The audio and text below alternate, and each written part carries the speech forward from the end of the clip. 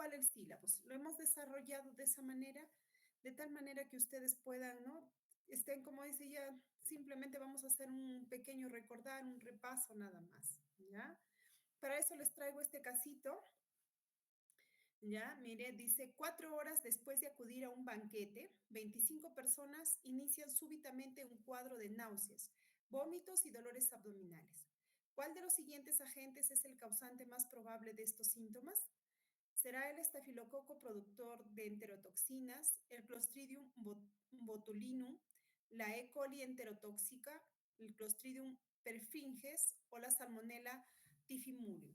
¿Cuál de ellos creen que puede ser? Ya acuérdense de este caso. 4 horas después de acudir a un banquete, 25 personas inician súbitamente un cuadro de náuseas, vómitos y dolores abdominales. ¿Ya? Entonces es algo agudo, ¿no? Tenemos ahí, mire, la diarrea deriva del griego diarroai, que significa fluir a través de. Constituye un síntoma, más no una enfermedad. Sin duda, todos tenemos un concepto y entendemos cuándo nos referimos a diarrea, ¿no? Que son deposiciones líquidas. No se olviden, ¿no? Mayormente nosotros eliminamos de deposiciones entre 100 a 200 eh, gramos de deposiciones diarios, ¿no? Entonces, acá, como hemos visto, mira, un peso de la deposición no formada mayor de 200 a 250 en 24 horas es considerada diarrea. ¿Por qué es importante? Porque ustedes cuando estén ya, ¿no? Como médicos y evalúen y pregunten del paciente que esté hospitalizado, van a decirles cuánto es de ISO de deposiciones y van a tener ahí cuantificado, ¿no? 200, 250, 50, 100. Entonces, ustedes van a saber cómo es que, si es que está mayor de 200 a 250 gramos en 24 horas, se define como diarrea también. Entonces, ¿qué es lo que nos dice ahí? Se define como peso de deposición mayor de 200 gramos en 24 horas. Es, desde el punto de vista clínica, el aumento del contenido líquido de las deposiciones y aumento de la frecuencia más de 3 veces al día.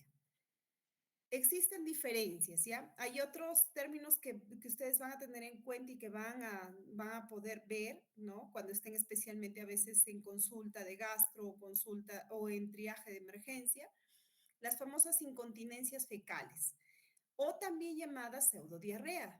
¿Y por qué se da? Van a ver que llegan a emergencia pacientes con, ¿no? Especialmente los niños o adolescentes con bastante dolor en la región del ano y les van a decir que no pueden realizar las deposiciones a 2 a 3 días y el dolor es insoportable.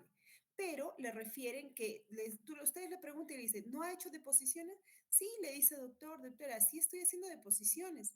¿Y cómo son las deposiciones? Voy al baño, tengo ganas de hacer deposición, siento que hay algo ahí en mi anito, pero voy y solamente boto agua, como agua, ¿no? Simplemente es agua. Entonces tengan cuidado, porque a veces hay el efecto de rebalsamiento, o sea que las heces fluyen alrededor de esa caquita que se ha impactado en el ano. Entonces, ante eso, nosotros tenemos que hacer un tacto rectal.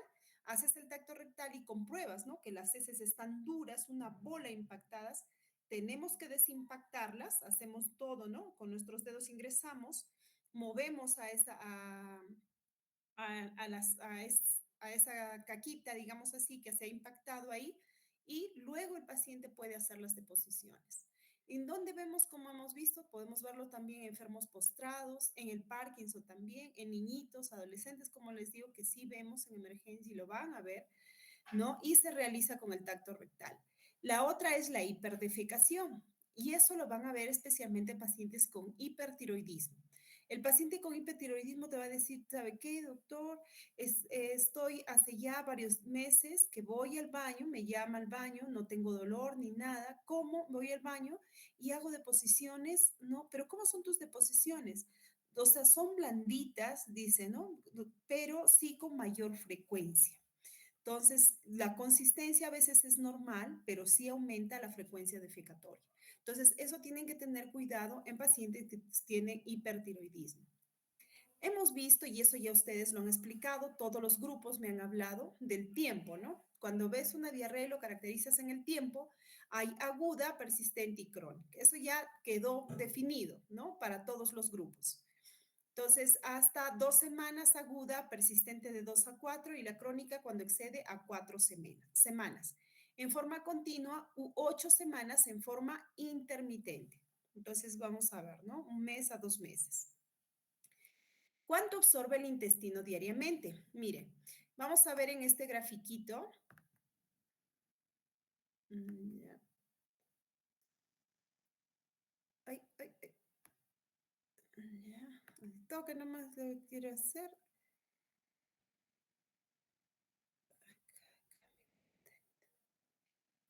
Entonces, miren, mayormente lo que ingresa hacia el intestino es un aproximado de 7 a 10 litros.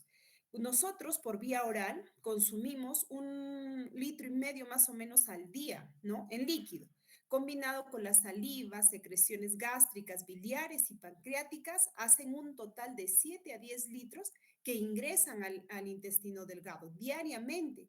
Entonces, yo quiero que vean esto, más o menos si ustedes toman 7 a 10, ¿no? Entonces, acá han tomado como ejemplo a 10. Vemos que si lo que ingresa un volumen de 10 al intestino delgado, en el yeyuno se absorben 6 litros y en el líquido 2,5. ¿Qué quiere decir? Que en esta porción hay una absorción de 8,5 litros. De lo que es el intestino delgado hacia el colon va a pasar solo 1,5 litros. Y miren, en todo lo que es el colon, vamos a ver que hay una absorción de 1,4 litros, quedando solamente 0,1 litros o lo que vemos 100 gramos, que es lo que se elimina en heces. Entonces, quiero que tengan cuidado. Por eso es que se dice, ¿no? Más o menos el peso de las heces con los desechos, con el líquido y con todo, más o menos son de 100 a 200 gramos, ¿ya? Entonces, ¿qué sucede? Hemos visto en la parte normal. ¿Qué es lo que pasa cuando hay una alteración en el intestino? De esos 10 litros, ¿no? Hay miren, ¿se acuerdan que había una absorción de 8,5 litros? Cuando hay de repente desde un problema de lo que es secretor, osmótico, o lo que vemos a ver inflamatorio en el intestino, va a haber una menor reabsorción. Mayormente, un aproximado, tenemos de 4,5 litros, que es lo que se reabsorbe en el intestino delgado. Entonces, de ese total pasa 5,5 litros, miren, va al colon. Y en el colon hace todo lo posible y va a, esperen, ocultar, ¿no? En el colon trata de absorberse, se absorbe 4 litros, teniendo que expulsar 1,5 litros. Entonces, a eso vemos qué es lo que pasa en realidad, ¿no? Ustedes han visto que en todo su proceso de lo que es en forma regular, en lo que es en el duodeno, el yeyuno y el ilio, es donde se da la mayor absorción y también la mayor, digamos, producción del sodio, del calcio, del hierro, ¿no? Y eso es importante para ustedes. Más o menos, miren, habíamos visto, ¿no? Si nosotros vemos, esto es lo que quería que recuerden, en el duodeno siempre van a ver, hay una absorción especializada de calcio y de hierro. En el ilio, ¿qué es lo más importante? Tenemos a la famosa vitamina B12. ¿Por qué? Porque esta vitamina B12 es importante, ustedes van a ver, no solamente en el ilio, también está la vitamina B12 en el duodeno, donde está el factor, ustedes han visto, ¿dónde más, a ver, Brian, pues encuentras el factor intrínseco? ¿Dónde encuentras el factor intrínseco que te permite la reabsorción de la vitamina B12?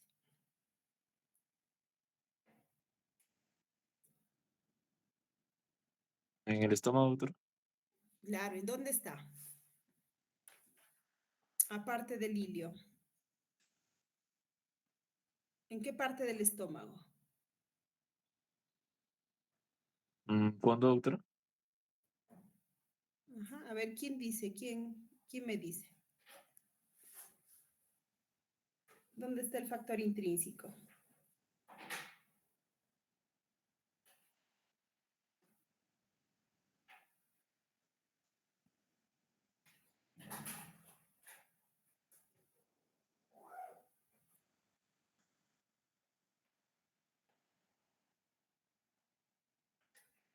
Entonces, como dice, ¿no? O sea, cumple una función muy importante. En el ilion y el estómago es donde se ve la gran mayor cantidad de absorción de la vitamina B12.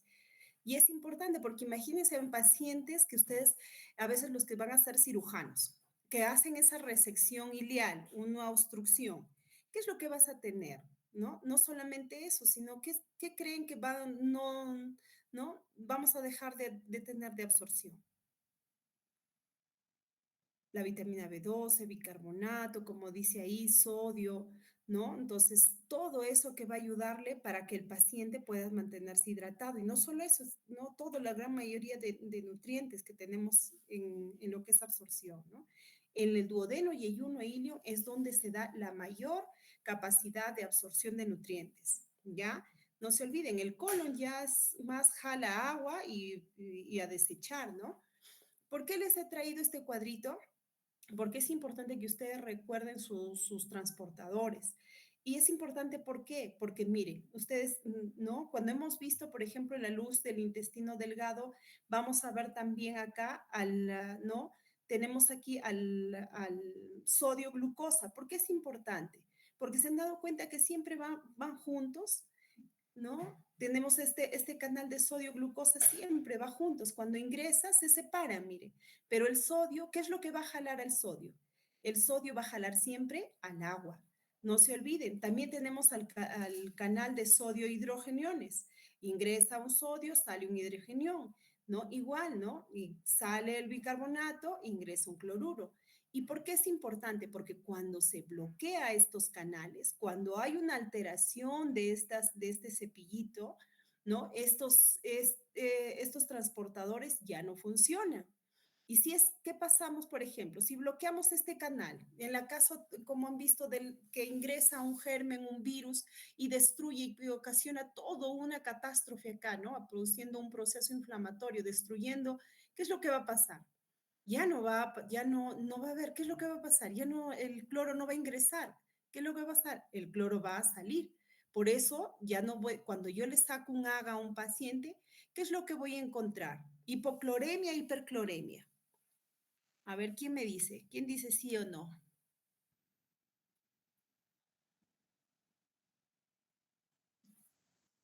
No están, creo, Brian. Lo están grabando nada más la clase. Brian. Sí, sí, le estamos escuchando, doctora. Bueno, ya que conste, ¿ah? Ya. Entonces, ¿qué es lo que va a pasar, no? Como has visto, que tenemos, si no funciona, por eso es que es importante, ¿no? Que ustedes han visto, van a ver que es importante esta glucosita y este cloro, porque cuando yo reponga, ¿qué voy a necesitar? Voy a necesitar una sustancia que contenga glucosa, que contenga sodio, ¿no? Y que tenga el cloro, que es lo que voy a reponer. Por eso es importante. Entonces, ustedes han visto en la toxigénica, ¿quién va a activar? Al AMP cíclico. Y este AMP cíclico es el encargado, pues, ¿no? De activar a toda esta bomba.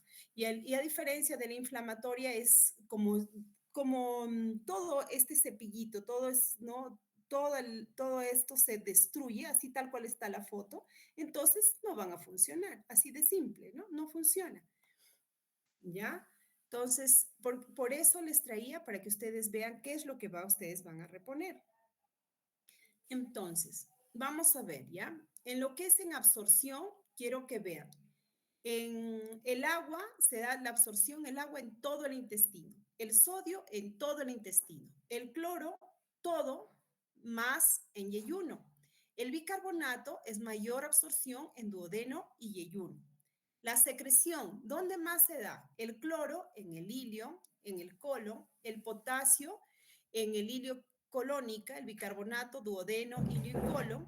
La absorción de sodio es la más importante para la absorción de agua y la secreción de cloro es la más importante para la secreción del agua, ¿sí?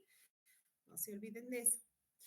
Otro término que ustedes deben recordar cuando hablamos de diarrea es el famoso gap osmótico fecal.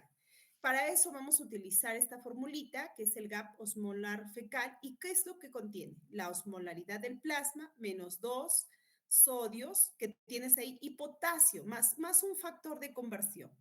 Entonces, ¿por qué es importante? Porque cuando yo le saque al paciente, le pida las heces, ¿no? Las heces que van a ser estudiadas entre 48 y 72 horas, voy a medir justo eso, el sodio y el potasio. Entonces, nosotros normalmente la osmolaridad es menor de 100, usualmente 50. Vamos a ver eso porque yo quiero que vean ese dato porque van a ver la diferencia entre la secretora y la osmótica. Acá les he traído otro clorito, lo que hablamos aquí, para que ustedes lo vean en forma general. En las heces, mira, las heces hay agua de 100 a 200 mililitros, 20.000 equivalentes de sodio, 10.000 equivalentes de potasio y 15.000 equivalentes de cloro. Entonces, para que vean todo lo que tiene, ¿no? Cuando eliminamos las heces. Una diarrea se puede dar por alteración de la secreción, alteración de la absorción y alteración de la motilidad. Entonces, para eso, Cuando hablamos de diarrea, vamos a ver. ¿Dónde está? Cuando hablamos de diarrea, nos referimos a un aumento de la frecuencia de las deposiciones que además son de menos consistencia, o sea, son deposiciones líquidas, ¿ya? Con respecto al basal, si la persona tiene una caquita que es más blanda normalmente, hay que compararlo con el basal. Siempre es una menor consistencia respecto al basal y una mayor frecuencia respecto al basal.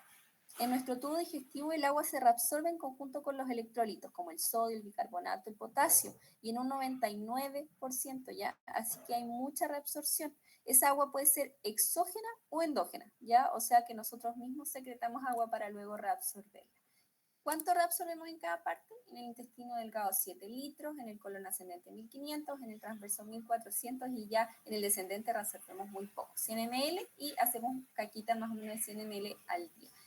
Y las secreciones van a ser a un nivel más alto. ¿Sí se escucha, Brian? El estómago, el duodeno, ahí nosotros vamos a secretar. Sí, doctora. ¿Sí se está escuchando? Sí, sí, se escucha, doctora. Un poquito bajo, pero se escucha. No me dices, pues si no lo aumentamos acá. Sí se escucha bien, doctora. Sí, hablen, pues hablen. Hablen, estoy con todas las... Está todo el volumen. Igual les voy a pasar el video, ¿ya? Es un video que está bonito, que lo he buscado justo para ustedes, porque es para que tengan toda la parte resumida, por favor. Cuando hablamos de diarrea, nos referimos a un aumento de la frecuencia de las deposiciones que además son de menos consistencia, o sea, son deposiciones líquidas, ¿ya? Con respecto al basal, si la persona tiene una caquita que es más blanda normalmente, hay que compararlo con el basal. Siempre es una menor consistencia respecto al basal y una mayor frecuencia respecto al basal. En nuestro tubo digestivo el agua se reabsorbe en conjunto con los electrolitos, como el sodio, el bicarbonato, el potasio, y en un 99% ya, así que hay mucha reabsorción. Esa agua puede ser exógena o endógena, ya, o sea que nosotros mismos secretamos agua para luego reabsorberla. ¿Cuánto reabsorbemos en cada parte? En el intestino delgado 7 litros, en el colon ascendente 1500, en el transverso 1400 y ya en el descendente reabsorbemos muy poco, 100 ml y hacemos caquita más o menos de 100 ml al día. Y las secreciones van a ser a un nivel más alto, ¿cierto? Al final del estómago, duodeno, ahí nosotros vamos a secretar esa agüita y los electrolitos que nosotros luego en el intestino lo vamos a reabsorber. La diarrea la podemos clasificar según temporalidad en aguda o crónica. Les voy a aprovechar de recordar que porfa se suscriban a este canal si les gustan los videos. Aguda es menos de 2 semanas y crónica es más de 4 semanas o más de un mes y entre ambas está la diarrea prolongada. Esa es la clasificación temporal, pero también tenemos una clasificación por los mecanismos fisiopatológicos, ya que se van a basar básicamente en el balance que hay entre la reabsorción de agua y la reabsorción de electrolitos y la secreción de ambas cositas. Entonces la vamos a separar en osmótica, secretora, inflamatoria, que es una clasificación un poco más aparte de eso, y dismotilidad. Si se fijan, por un lado tenemos el tema de los electrolitos y del agua, con la osmótica y secretora, y por el otro una clasificación más estructural, más intrínseca, con la inflamación y la dismotilidad. Entonces, ¿qué tenemos en la diarrea osmótica? Lo que va a suceder es que aumenta la cantidad de solutos adentro del tubo digestivo. Esto puede ser porque nosotros estemos consumiendo más solutos o porque esos solutos se están degradando en menor cantidad, ¿cierto? Nosotros, por ejemplo, nos falta la enzima que degrada la lactosa y eso se convierte en un osmolito activo. ¿Qué significa el osmolito activo? Activo significa que activamente arrastra agua hacia ellos, ¿ya? El agua sigue los puntitos. Eso significa que va a haber más agua en las deposiciones, se va a generar una deposición más líquida y con eso vamos a tener la famosa diarrea.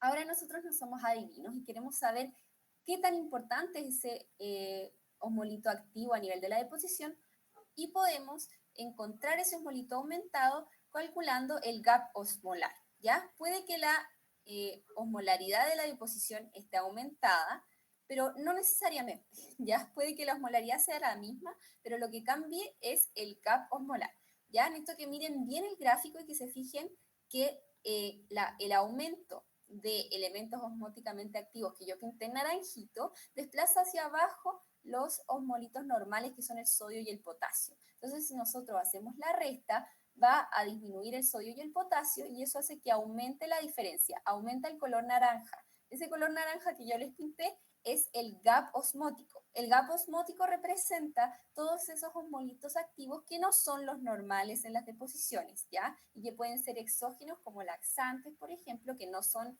absorbibles y por lo tanto se quedan en el tubo digestivo arrastrando agüita, por ejemplo el polietilenglicol, o pueden ser endulzantes como el sorbitol, el manitol también que se utiliza a veces para el edema a nivel cerebral, algunos fármacos como la colchicina, ¿cierto? La colestiramina y la neomicina. Y a nivel endógeno nosotros podemos también tener de cierta manera un aumento de los osmolitos activos, ¿ya? Puede ser a nivel congénito porque tengo menos enzima, entonces algo que normalmente se degrada no se está degradando y, por ejemplo, la lactosa, que es el ejemplo que les di antes, empieza a arrastrar, al no degradarse, empieza a arrastrar más agua. También puede ser de forma adquirida por alguna resección de un pedazo del intestino, que lo que va a hacer es disminuir mi capacidad estructural de reabsorber osmolitos activos que normalmente se hubiesen reabsorbido. Si yo no los puedo reabsorber, se mantienen en el tubo digestivo y generan un aumento del arrastre de agua. El ejemplo también que les di de una causa endógena es la intolerancia a la lactosa, donde como tengo menos enzima de tipo disacaridasa, aumenta la lactosa a nivel del tubo digestivo y también aumenta el arrastre de agua. Una característica súper importante de la diarrea osmótica es que si yo disminuyo la cantidad de osmolito activo con un ayuno, por ejemplo, va a disminuir la diarrea porque ya no tengo esas moléculas que son activas y que están produciendo el arrastre de agua. Así que la diarrea osmótica va a tener un aumento del gap osmolar, más de 100, y además va a disminuir con el ayuno. En el otro mecanismo que tenemos puede ser una diarrea secretora. La forma en que nosotros secretamos agüita, que es esa como gotita que pinté de color azul, es secretando electrolitos, sobre todo sodio y cloruro, ¿ya? Y el sodio y el cloruro yo los secreto y eso produce un arrastre de agua, ¿ya? De forma más o menos pasiva, ¿ya? El agua va a seguir esos iones y por lo tanto así se va a secretar. No es que yo secrete agua sola a través del intestino. Y lo que va a hacer eso es que yo pierda electrolitos y que pierda agua en conjunto, ¿ya? Y por eso se repone con suero fisiológico, que es sodio, cloruro de sodio con agua. Ahora, ¿qué nos puede causar esto? Principalmente elementos secretagogos, o sea, gogos más o menos es como que estimulan la secreción, ¿ya? Secreta gogos. Y estos secretagogos pueden ser toxinas, por ejemplo, de bacterias como la E. coli enterotoxigénica, ¿ya? Entero es de tubo digestivo, toxigénica es de esta toxina que es secretagogo. Entonces, lo que va a hacer esta maldita E. coli enterotoxigénica es aumentar los niveles de GMP cíclico, PKG, ¿cierto? Proteína quinasa G, y eso va a estimular un canal que se llama CFTR, que al ser secretor de cloruro, secreta cloruro y con eso sale agua, ¿ya? También tenemos otra toxina producida por el Vibrio cólera, que también es como el paradigma, ¿ya? De la diarrea secretora, apréndanselo. Estimula la adenilatociclasa, que aumenta el nivel de AMP cíclico dentro de la célula del enterocito, que es la célula que forma parte de nuestra pared intestinal, y a partir de eso se estimula ese mismo canal, ya el canal de cloruro CFTR. Con eso va a salir agua, que es la que pinté color celestito, y algo que también hace el AMP cíclico estimulado por el Vibrio cólera, o aumentado en realidad por el Vibrio cólera, es inhibir la reabsorción de sodio a nivel de un canal que reabsorbe sodio y cloruro, ¿ya? Así que lo que nosotros podemos hacer, como inhibe el canal que reabsorbe sodio y cloruro, pero no inhibe el canal que reabsorbe sodio y glucosa, nosotros podemos dar sales rehidratantes con sodio y glucosa, y esa glucosa va a empujar la reabsorción de sodio, y acuérdense que cuando se reabsorbe sodio, se reabsorbe agua, ¿ya? Eso es como lo que se ha visto que funciona bastante bien en los pacientes con esta diarrea por Vibrio cólera, y en países que tienen bajos recursos, que son los que tienen esa diarrea, ¿ya? Así que sodio con glucosa es una muy buena alternativa. Y otros secretagogos también pueden ser hormonas, sustancias neuroendocrinas, incluso como síndromes paraneoplásicos que produzcan diarrea, así que es bien como heterogéneo. Pero, como les digo, la E. coli enterotoxigénica y el Vibrio cólera son como muy característicos paradigmáticos de esta diarrea secretora. ¿Qué pasa con el gap osmolar en una diarrea secretora? Vamos a tener que aumenta el sodio y el potasio a nivel del tubo gastrointestinal, que es lo que se traduce en la caca, que es lo que nosotros medimos, ¿ya? Así que el gráfico que yo les dibujo es básicamente lo que sucede dentro del tubo.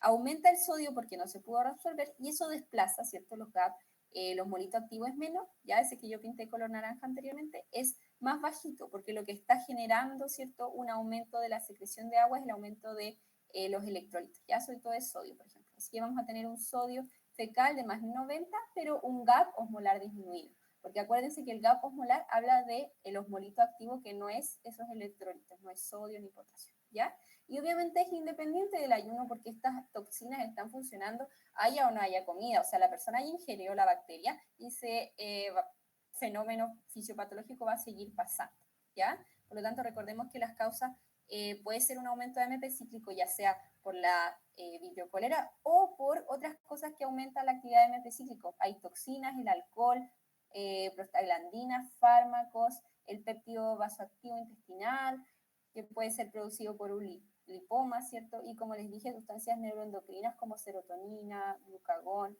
secretina, colecistoquinina, todas esas cosas como que suenan, ¿cierto? Laxantes, todas esas cosas que les estoy anotando acá también son capaces de aumentar la actividad secretora de nuestro tubo digestivo. Ahora vamos a ver las que yo les dije que eran como las diarreas más estructurales, la inflamatoria y la dismotilidad, ¿ya?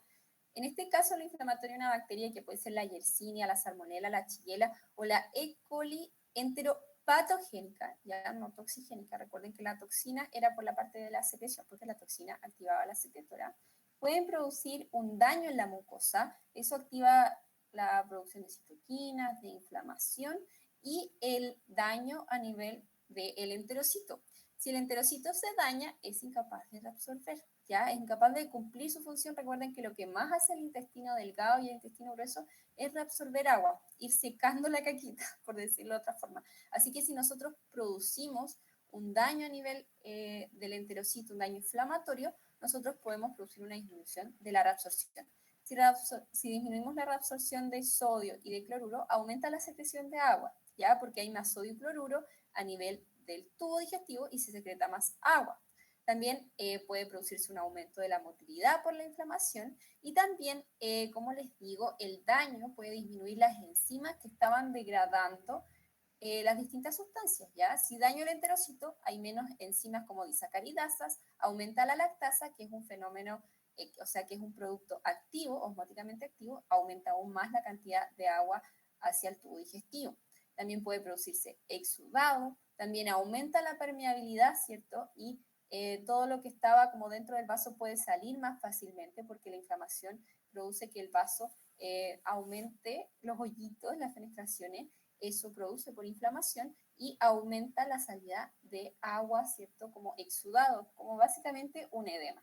Y como les digo, la atrofia de las vellosidades también produce que haya menos función absortiva, ¿ya? O sea, es un fenómeno que produce como muchas cosas juntas, ¿ya? También, como les digo, disminuyen los transportadores, disminuyen las enzimas, todo mal, ¿ya? Así que lo que nosotros vamos a encontrar en esto es la inflamación propiamente tal de siempre, ¿ya? Compromiso del estado general, fiebre. En esos casos nosotros podemos pensar que la diarrea es inflamatoria. ¿Y cuáles son las causas de esta diarrea inflamatoria? Como les digo, una infección que produzca una estimulación de las citoquinas, una enfermedad inflamatoria crónica, una enfermedad inflamatoria intestinal como el Crohn, la colitis ulcerosa, otras toxinas que en vez de producir una secreción produzcan inflamación y aumento de citoquinas, y también una causa vascular que disminuya, por ejemplo, la irrigación mediante una isquemia y al enterocito no tener a quién entregarle los nutrientes, ¿cierto? Disminuye su absorción. Y la última causa que les quería mostrar era la dismotilidad, que en el fondo es un aumento de la motilidad que hace que sea más rápido el vaciamiento gástrico. Eso disminuye el tiempo de contacto del enterocito con los nutrientes y disminuye el tiempo que tiene para hacer su trabajo, que es absorción. Por lo tanto, aumentan los elementos no absorbibles en el tubo digestivo y eso arrastra agüita. Ejemplos de esto son la disautonomía del diabético, alteraciones neurológicas del diabético que van a hacer que la inervación esté alterada y esa inervación aumente la motilidad, y hipertiroidismo, colon irritable también, pero debemos descartar las causas orgánicas, ¿ya? Y esas causas orgánicas las podemos dividir.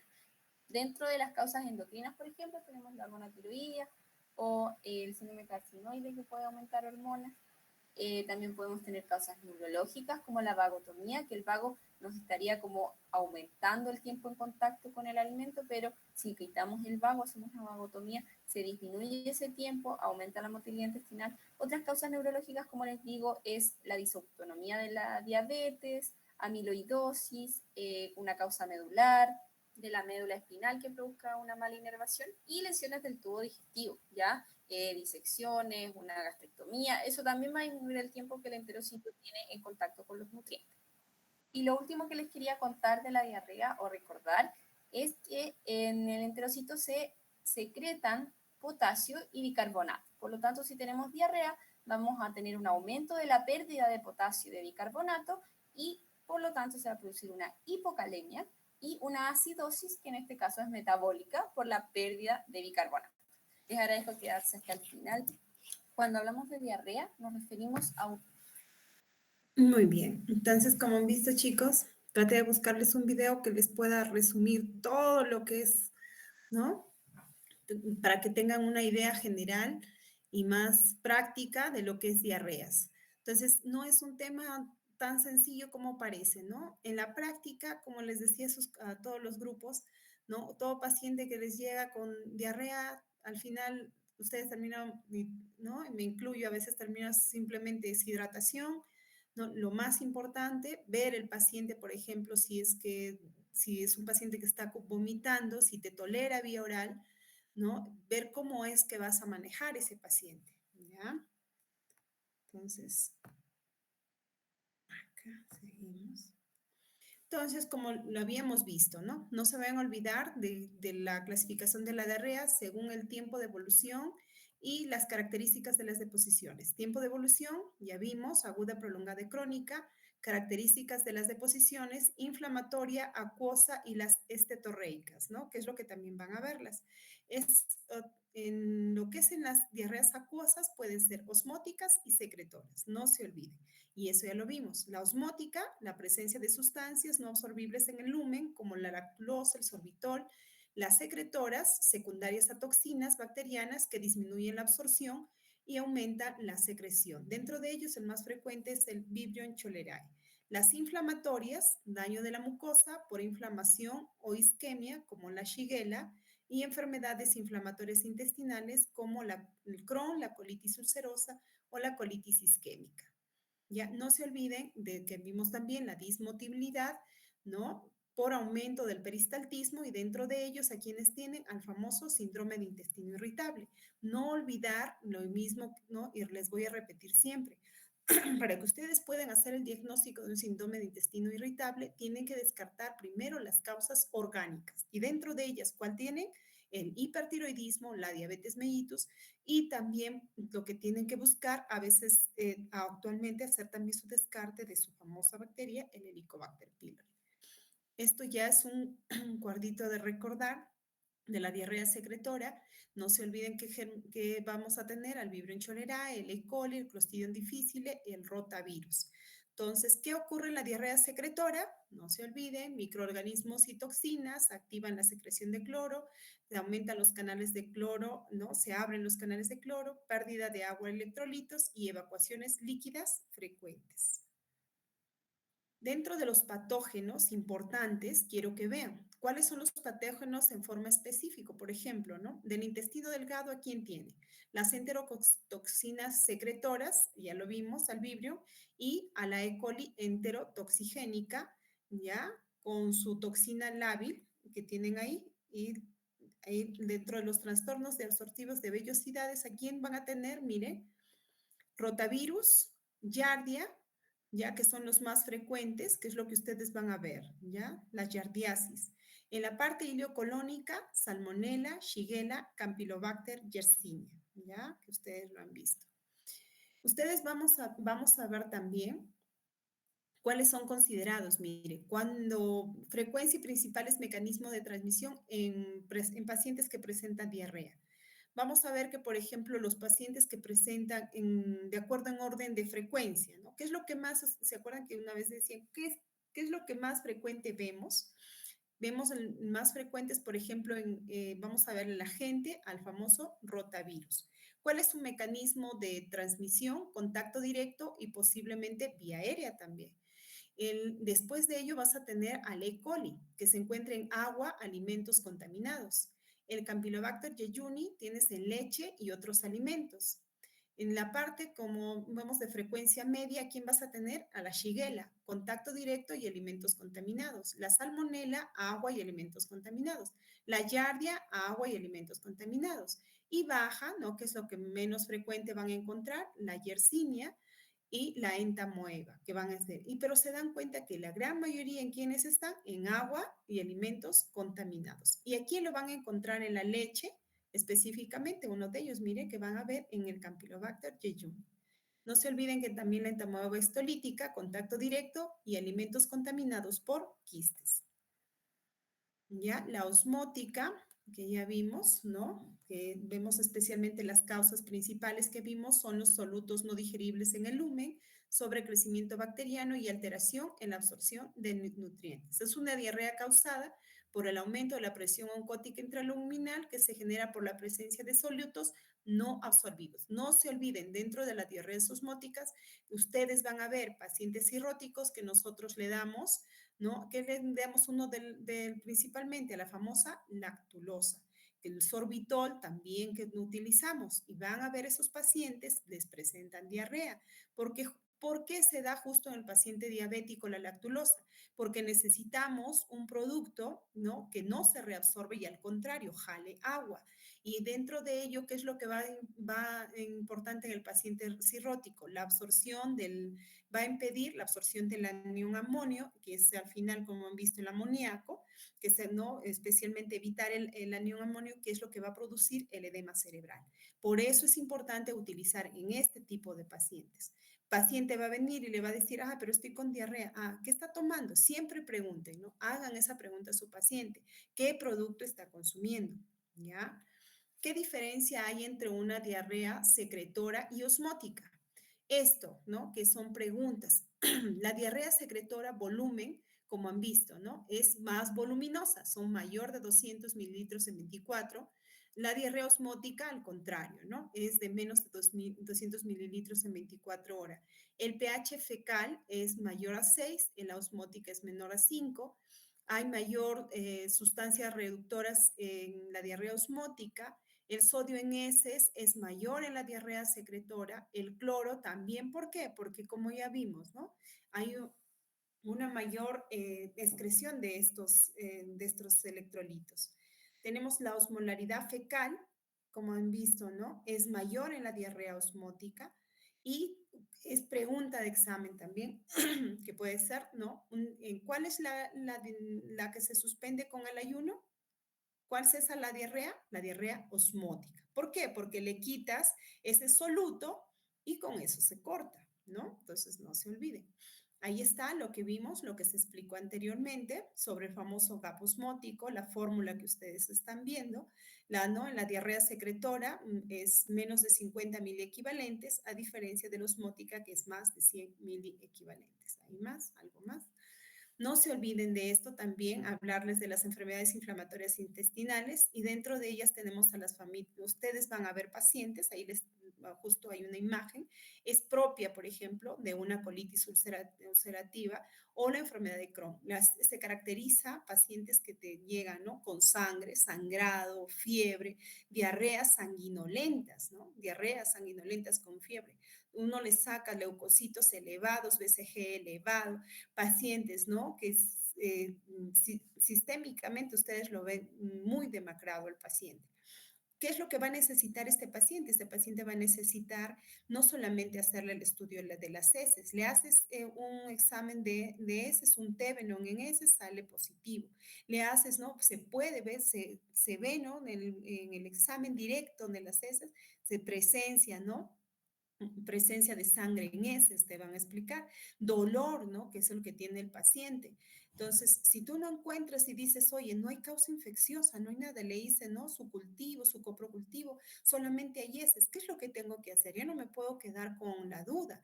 ¿Qué es lo que tengo que hacer? Tengo que hacerle una colonoscopía al paciente, ¿no? O quizás hasta una endoscopía para buscar la causa de ese sangrado. Veo en la colonoscopía y veo estas imágenes, úlceras, ¿no? El Crohn más o menos se caracteriza porque son parcheados, lo vas a ver en varios, ¿no? Como parches, mientras que a veces la colitis puede ser una sola plancha. Entonces son peligrosas porque no nos pueden producir sangrados y hasta la muerte del paciente, ¿no? Si es que no se diagnostica a tiempo. ¿Y por qué es importante, como han visto, no? Porque hay una destrucción de todo esto, como han visto, ¿no? Hay una ausencia de mucosas, distorsión de criptas, tal cual como se ven acá, miren, esto es la parte, ¿no? Se ve así la mucosa y en el caso de la colitis hay totalmente una distorsión total, no encuentras en realidad, ¿no? Solo afecta a la capa mucosa. También les traigo este grafiquito porque es importante de la mala absorción. Ustedes van a ver, ¿no? En pacientes que hemos, por eso les decía, ¿no? De la absorción no solamente de nuestros electrolitos, sino también de los nutrientes.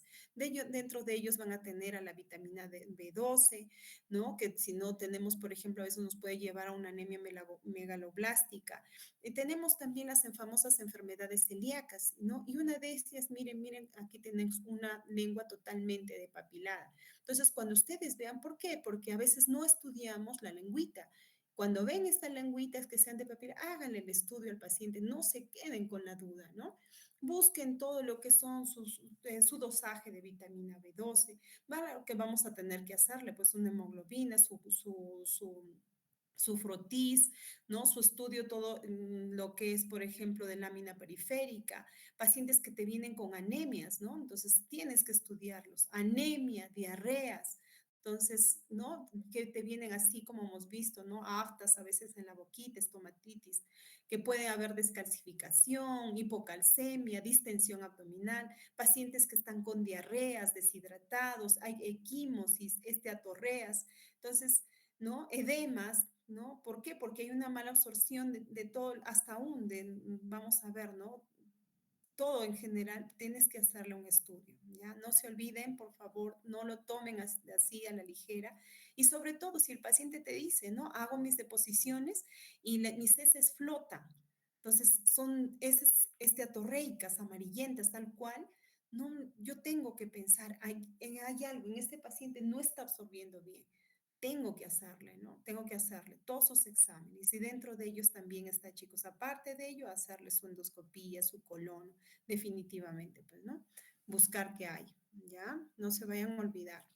Entonces, ¿qué causa la diarrea? Habíamos visto la diarrea aguda y crónica dentro de las causas más frecuentes en las diarreas agudas. ¿A quiénes van a tener? A la E. coli, la Shigella, el Yeyuni, la Salmonella, los virus, el rotavirus, norovirus, adenovirus, ¿no? Los parásitos, la Giardia, ¿qué más van a tener? La ciclospora.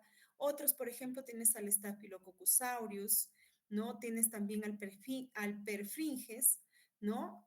Y fármacos también pueden producir, que es lo que habíamos visto. En las diarreas crónicas tenemos laxantes osmóticos, ¿no? Que es lo que ya habíamos visto en diarreas secretoras, toxinas bacterianas, en las diarreas inflamatorias que habíamos visto, colitis pseudomembranosa, puedes encontrar también citomegalovirus, herpes, infecciones parasitarias invasivas, y en las estetorreas, la mala absorción que tenemos, ¿no? Entonces, ahí tenemos algo más para que ustedes de repente puedan tener. Esto es lo que quería yo que vean, ya este cuadrito, porque es importante.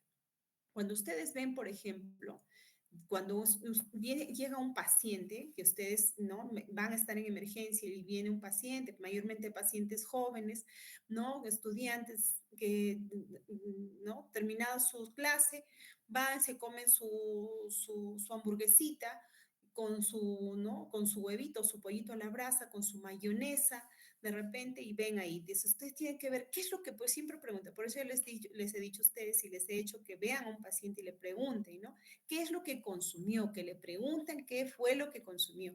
Y dentro de ellos tenemos a qué? Los huevos, que son característicos a quién? A salmonela. Si mayormente es mayonesa y crema, como hemos visto ahí, mire, causas de diarrea agudas, ¿ya? Agudas, el estafilococcus, ¿no? Cuando te hablan de tartas, está la salmonela también. Cuando te hablan de antibióticos, o sea, si tú le preguntas al paciente qué ha estado tomando antibióticos y dentro de ellos a veces, miren, pueden producirte diarreitas hasta nosotros, pacientes que les damos post-tratamiento del Helicobacter pylori, ¿no? Pero antibiótico terapia, quimioterapia, ¿a quién van a pensar? En el Clostridium difficile. Cuando ves, por ejemplo, que es en mariscos, ¿a quién más se van a meter? ¿Quién van a pensar ustedes? Mariscos, ¿ah? Al vibrio, ¿no? Vibrio en cholerae, puede ser también el normovirus, salmonela también.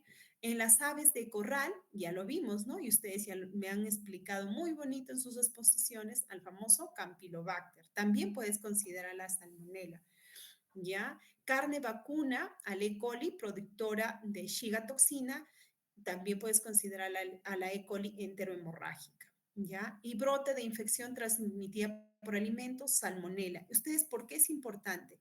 En el caso, por ejemplo, en el agua, las yardiasis, ¿no? Que sí van a tener ahí. Pacientes, niñitos, mayormente son parasitarias. Van a ir a su serum y les va a venir, ¿no? Niños de repente que estuvieron en las ollas comunes que hace y van a tener que averiguar, les van a venir 5 o 6 niños con diarreas.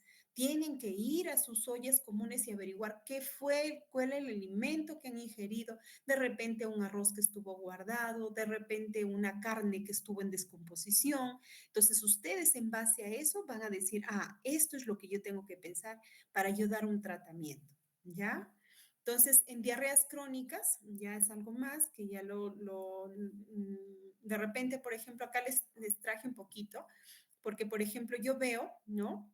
Miren, a veces la inflamación, las pancreatitis crónicas te pueden producir también diarreas, ¿no? El hipertiroidismo, la diabetes, el hipoparatiroidismo, ¿no? Que también postquirúrgica, el alcohol, las neuropatías diabéticas también te pueden dar diarreas. Entonces, por eso les traje eso, ¿no?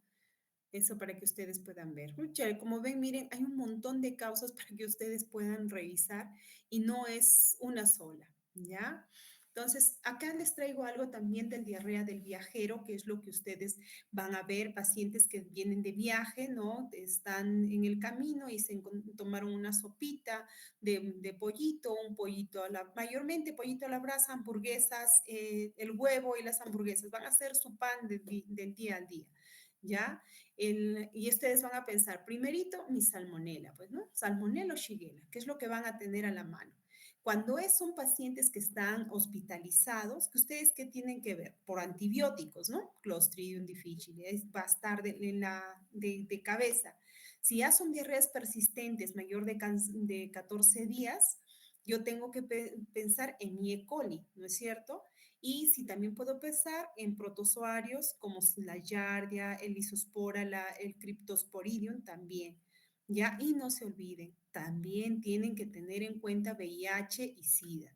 VIH, ¿no? Entonces, tienen que hacerle sus exámenes. Entonces, ¿qué le voy a pedir a mi paciente que yo ya lo vi que no es una diarrea, ¿no? No es aguda, no es por ninguna toxina? Yo tengo, si es que yo estoy buscando dismotilidad o otra causa, ¿qué es lo que tengo que pedirle? Su glucosa, su perfil tiroideo, su tamizaje, ¿no? De transmisibles, ¿ya? Entonces, ¿por qué es importante? No se olviden, si se trata de un paciente inmunocomprometido, si es VIH, tienes que agregar estas pruebas, como dice, para microsporidia, que son importantes citomegalovirus también y estrongiloides, ¿ya? No se olviden del famoso diarrea del viajero, ¿ah? ¿Ya? No se olvide.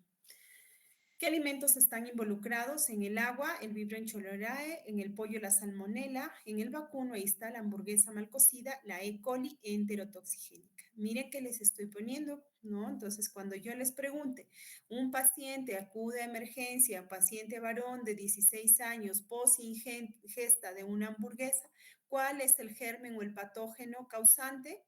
Ah, ya está, ¿no? En pescados y mariscos, ahí lo tienen, quesos, huevos y las cremas. No se olviden también en qué lugares, en hospitales, mayormente hospitales y antibióticos, el difícil. Piscinas, un paciente que le viene a ustedes que pos haber estado en la piscina, acude, ¿no? Por presentar a veces vómitos y diarreas, ¿qué vas a pensar? Giardia. La diarrea del viajero va a depender mucho como dice la epidemiología local y también de la ingesta, ¿no? No se olviden de las casas, de las guarderías, de los, ¿no?, asilos. ¿Quién van a tener? A la famosa Shigella y al Campylobacter. También está el Clostridium difficile, la Giardia lamblia también, y los agentes virales encabezados. ¿Qué es lo que tengo que hacer? Algo importante, un buen interrogatorio, ¿no? Debo estar mis contactos epidemiológicos, como han visto, la actividad laboral que desempeña, ¿no? Viajes recientes, hospitalizaciones, ingesta de fármacos, no pacientes ya que han visto, como hemos visto, diabéticos, que sean pacientes inmunodeprimidos, ¿no? Los pacientes reumatológicos, ¿ya? Entonces, tengo que ver, por ejemplo, huevos, que si consumió su cevichito, si hay presencia de fiebre, si tiene dolor abdominal, si vómitos, la frecuencia, ¿no? ¿Cuántos vómitos ha realizado? Eso me va, cuando mayormente el paciente que presenta vómitos, mayormente es de etiología viral e intoxicación alimentaria, ¿ya? No se olviden. Cuando es, por ejemplo, pacientes que puedan tener presencia de sangre, mucosidad, ¿no? Entonces, yo tengo que pensar en una toxigénica, ¿ya? Y no se olviden de los pacientes diabéticos y pacientes tiroideos. Siempre les recalco porque a veces nos olvidamos de hacer ese estudio. El examen físico, ¿no? Paciente que tiene una temperatura mayor de 38.5, que sea tengo que tener en cuenta si está con fiebre, si tiene compromiso del sensorio, tengo que ver mis signos de deshidratación, tengo que ver cómo está la piel, cómo está su llenado capilar, cómo, ¿no? Decir, porque eso me va a permitir al paciente si lo voy a hospitalizar o no. Si yo veo que es un paciente que te tolera vía oral, ¿no? Que no, que veo las mucosas orales que si están húmedas, entonces es un paciente que yo tranquilamente lo voy a manejar vía oral y a casa. Pero si es un paciente que te llega, que lo ves con, ¿no?, trastorno del sensorio, deshidratado, mucosas orales secas, llenado capilar débil, ¿qué es lo que tengo que hacer? Yo lo tengo que hospitalizar, no lo puedo enviar a casa. ¿Ya? Entonces, eso es importante y no se olviden, ¿no? Examinar el abdomen, debo ver los ruidos hidroaéreos, ya les dije, ¿no? Más lo que son los ruidos hidroaéreos, vamos de 5 a 30 más o menos los ruidos hidroaéreos. Si yo tengo, por ejemplo, más de eso, ¿qué es lo que veo? Si ya está distendido. No se olviden que, ¿no? Desde las enterotoxigénicas, ¿no? Y las hemorrágicas te pueden producir perforaciones. Entonces, tienes ahí, por ejemplo, desde la básica, miren, desde una salmonela que yo tengo que seguirla, ¿no? Tengo que estudiarla. No se olviden, la salmonela tífica te puede producir una perforación intestinal, entonces yo no me puedo arriesgar. ¿Ya? Y somos a veces muy avesados, es la más frecuente, pero está dentro de sus complicaciones, ¿no? O sea, yo tengo que tener en cuenta eso, ¿ya? Entonces, tal cual está, ¿no? Hemos visto, a diferencia de los niños, ¿no? Los niños no te van a decir, ay, no tengo sed y todo, los bebitos. Veo que es un paciente que es un bebacho que está con, ¿no? Con llanto débil, no hay lágrimas, mucosas orales secas, hace el signo, ¿no? Su signo del pliegue, ¿no?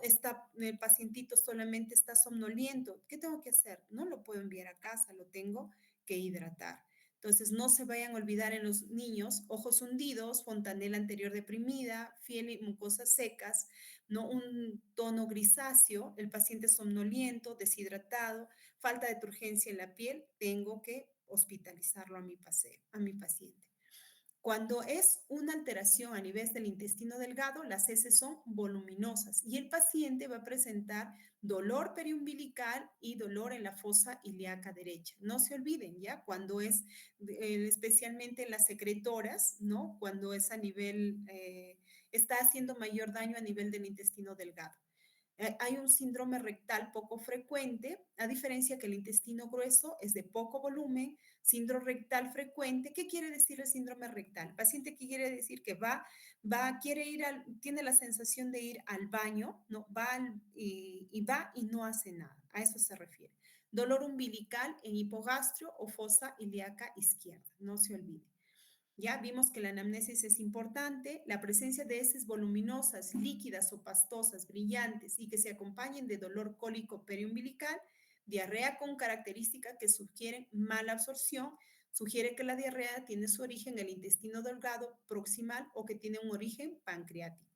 Deposiciones semilíquidas o líquidas escasas en volumen con sangre, moco, pus, que se acompañan de urgencia o tenesmo, de dolor hipogástrico sacro, orientan más a una diarrea de origen en colon y o recto, diarrea de tipo inflamatorio. Y acá está, ¿no? Lo que habíamos visto, que puede ser, ¿no? Los dolores en diarreas altas, ¿no? Que es lo que estamos viendo de intestino delgado, tal como vemos, más son abundantes, la diarrea baja es más escasa, atorrea frecuente, ¿no? Que puedes verlo en diarreas altas, diarreas bajas son ausentes, restos alimentarios posiblemente puedes encontrar, ¿no? En las diarreas altas y las diarreas bajas ausentes, moco y sangre, ¿ya? Este de acá es solamente para una referencia, ustedes lo que quiero es que recuerden nada más, que me hagan una buena historia clínica, que es lo más importante, y con esto estoy terminando, que son los síntomas de alarma. No se olviden de recordar los síntomas de alarma, ¿no? Que son importantes. ¿Qué es lo que me va a alarmar cuando me venga un paciente, que el paciente te diga, tengo heces con sangre, que tengo fiebre, pérdida reciente de peso mayor de 5 kilogramos en ausencia de, ¿no? Que tenga, por ejemplo, en ausencia de síndrome depresivo concomitante? ¿Qué quiere decir? O sea, que no haya una causa aparente, ¿no? O sea, inicio reciente de los síntomas, aparición en edades avanzadas, o sea, en pacientes añosos, tengo que tener cuidado, una diarrea con sangre, una historia de familiar de cáncer o pólipos colorectales, ¿no? Existencia de diarreas nocturnas, diarreas que persisten después del ayuno, como hemos visto, ¿no? Si es con el ayuno, bacán, es una osmótica, ¿no? Voy a ver una inflamatoria, pero si no suspende con el ayuno, eso es, ¿no?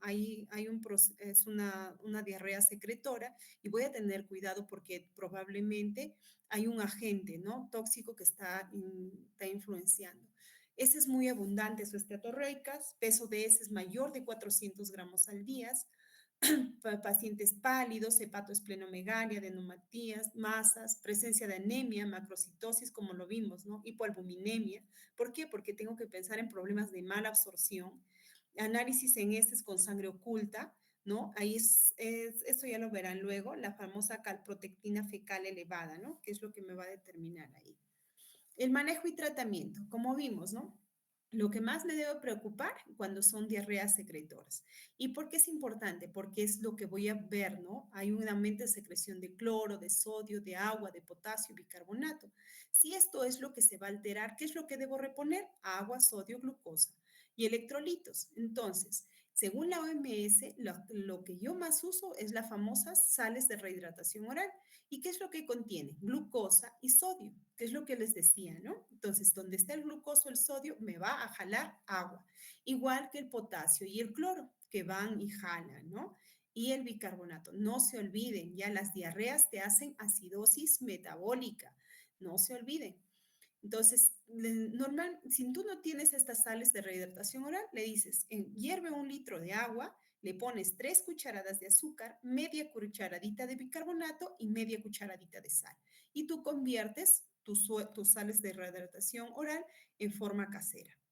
Acá les traigo también un famoso, lo que son, para que ustedes puedan repasarlo, que son unos cuadritos. ¿Ya? Entonces, espero que de repente me